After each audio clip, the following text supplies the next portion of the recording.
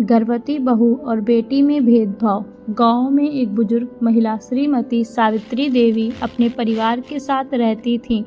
उनके 2 बेटे और 1 बेटी थी। बड़ी बहू रीना कुछ महीनों से गर्भवती थी और सावित्री देवी की बेटी पूजा, जो अपने ससुराल में थी, वह भी मां बनने वाली थी।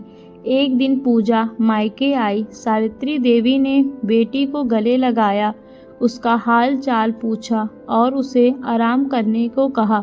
घर में मिठाइयाँ बनी, पूजा के लिए खास खाना तैयार किया गया और पूरा परिवार उसके आने से खुश था। पर वहीं दूसरी ओर रीना सुबह से घर के कामों में लगी हुई थी। कभी झाड़ू लगाती, कभी बर्तन मांजती और फिर रसोई में खाना बनाती।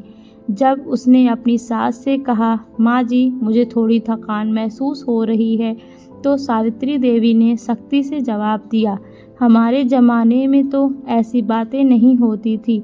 बहुओं को आराम करने की आदत पड़ गई है। पूजा ने यह सब देखा और माँ से कहा, माँ, रीना भाभी भी मेरी तरह ही गर्भवती हैं, फिर आप उनके साथ ऐसा भेदभाव क्यों कर रही हैं?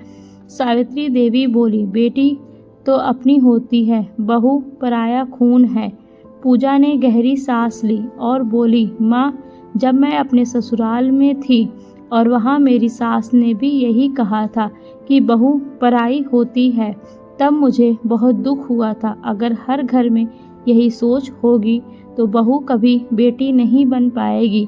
सावित्री देवी को एहसास हुआ कि वे गलत कर रही थी। उन्होंने तुरंत रीना को बुलाया, उसे बैठने को कहा और प्यार से उसका हालचाल पूछा। उन्होंने समझ लिया कि बहू और बेटी में कोई फर्क नहीं होना चाहिए। इस घटना के बाद सावित्री देवी ने अपनी सोच बदल ली और अपने घर में बराबरी का व्यवहार करना शुरू कर दिया। धीरे धीरे उनका परिवार और भी खुशहाल हो गया। शिक्षा, बेटी और बहू में भेदभाव नहीं करना चाहिए। दोनों किसी न किसी की बेटी